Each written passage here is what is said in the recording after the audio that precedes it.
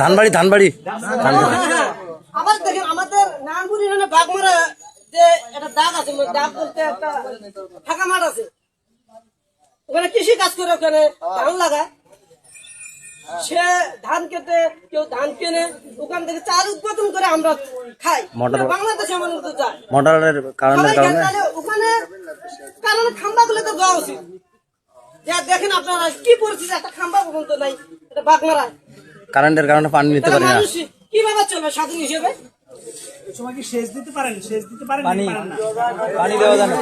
কারেন্টের shallow machine দিয়ে আবার শুনলাম তেলের সংকট, তার মানুষ কিভাবে চলে? কারেন্টের ভোল্টেজ কি রকম? কারেন্টের কারণে তেল নিয়ে কিছু বলেন? না তেল নিয়ে আমি কিছু বলতে পারবো না। তেল নিয়ে বলতে পারবো। তেলের দাম বেড়ে যাওয়ার কারণে পানি সেচের টাকার পরিমাণ বেড়ে গেছে, এগুলো নিয়ে কিছু বলেন? এটা আসলে শুধু বাংলাদেশে না, এটা সব রাষ্ট্রে